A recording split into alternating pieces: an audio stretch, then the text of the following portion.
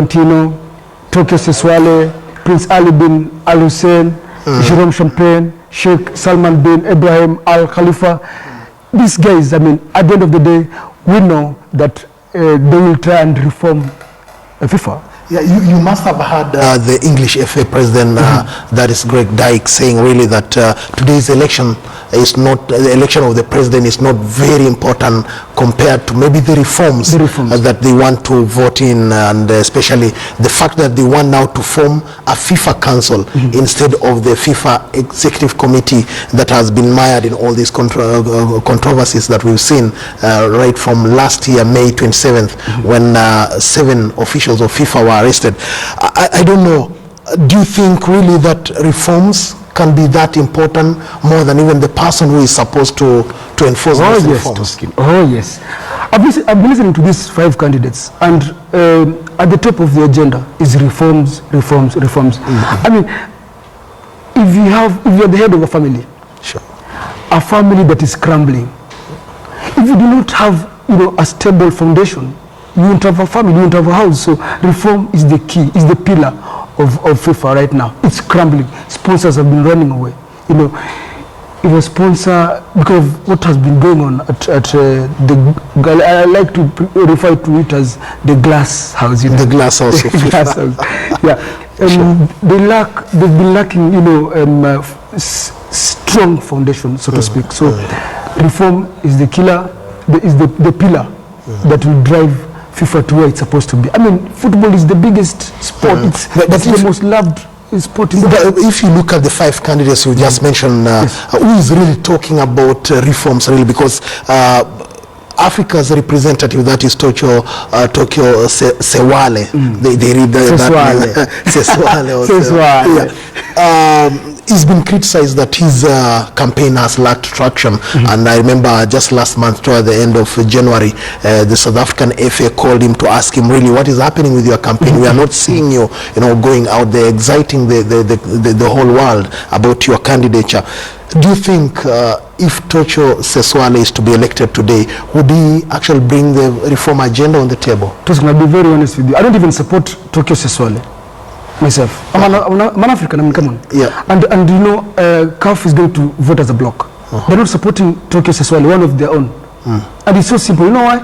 Because it's not, we've managed to listen into some of this conversation from presidents of associations within the continent. Sure. They're saying that Tokyo Seswale did not approach them.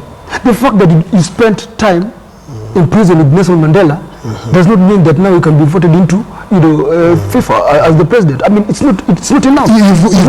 You've mentioned the issue of continents or confederations voting in bloc, but then it looks like the African bloc, that of 54 nations, is kind of punctured, because Liberian FA President Musa Bility has come out to say that really they cannot just go out there and vote just because they are Africans. And the South Sudan FA President has also been quoted as saying that he will support Gianni Infantino, but then he has beaten a U-turn to say that he had not been told. Bro, let me tell you something. If you can bag not necessarily the 54, because I mean we have 54 votes in Africa. I mean, if you bag the majority, if you can be able to quote the Nick Mwendwa of this world, the FKF president, if you can be able to bag at least about 50 or 48, I mean, you have a head start. So looking at all those candidates, who do you think are the front runners? This is a two-horse race, Toskin. I've said this before, and I'll say it again. It's a two-horse race. Infantino, Gianni Infantino, he understands the workings of FIFA. He has a lot of respect, respect from his peers. And Sheikh Salman bin Ibrahim Al Khalifa. Yeah. It's a two-horse race, but I'll put my money on Gianni Infantino. The two of them, Salman Ibrahim and Gianni Infantino, they have said really that they have huge support in Africa, which now makes it impossible to add up those numbers. Just looking at maybe what the two have done for Africa in the past, what would you say that would make them, favorites for African votes? I think to a small extent, Gianni Infantino has done a bit to Africa in the sense that, you know, he's a bit pro-Blatter, say Blatter, pro-structures, you know, the past regime. And, you know, Blatter, with all due respect, you know, he's put us where we are right now because of, you know, all those corruption allegations. But when you look at football in Africa and its development, he's really played a part. He's the first president in FIFA to bring the World Cup. You know, remember 2010. So I mean that's huge. And you know, Gianni Infantino was in office. Looking at Sheikh Salman bin Ibrahim Al Khalifa, this is someone who has deep pockets. And of course, I mean, one of the issues that I'm sure our president, Nick Mwendwa, and I'm sure these other associations, they want to know, if we vote you in, what will you bring? You know, the goal project, you know, remember the goal project at Kasarani, it's incomplete, you know, city stadium, the turf, and all those infrastructure. Gianni Infantino has come out to say that if he should be elected, or if he's elected today as the FIFA president, the Secretary General will come from Africa, and is targeting the CAF Secretary General. Do you think that will be a bait enough to make Africans now want to vote for Gianni? Toskin, this campaign started way back.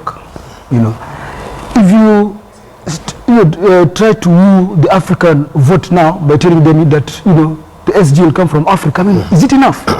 Is it enough? It may not be enough. It's a bit late. Yeah, but viewers, today is a big day for the FIFA family, because today 207 members that make up the FIFA family. Actually, there are 209, but then Kuwait and Indonesia are suspended. So 207 members will cast their vote today, and the magic number to target is 138, because the rules say that you have to garner 2/3 of the 209 confederation, but because Indonesia and Kuwait are suspended, then the magic number has to be 138. And I don't know, do you think there'll be one candidate that can get the 2/3 outright from the first round of voting?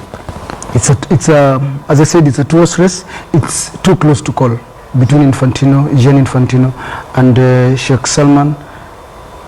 I have a feeling that it could go to the second round. Yes. Let's look at Prince Ali, the FA president of Jordan.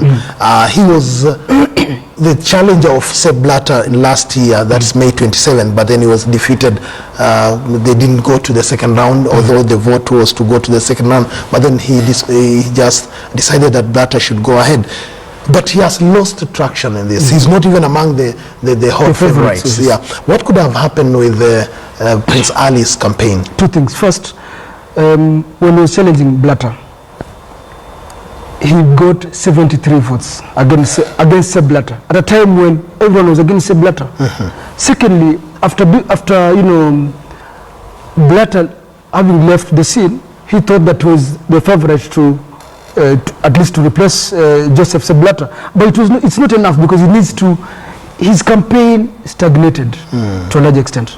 Yeah, the FIFA house is really broken, and all those FA presidents that have gone there, they have gone there with one resolve. They want to make amends. They want FIFA to become, you know, the once revered FIFA. You remember all the legal forces in the United States have gone out there, have decided to go for the FIFA officials, and we saw 7 arrests at the same time last year were made, and 7 of those officials were extradited to the United States. And the US Justice Department, led by Loretta Flinch, have said that they will not stop at anything until they make sure that FIFA has been rid of those corrupt officials. But again, Hassan, we want to look at one of these stories that is saying that FIFA is broken, and they are trying to look at how it's going to, you know, to be repaired. If my director can run that clip, and we see.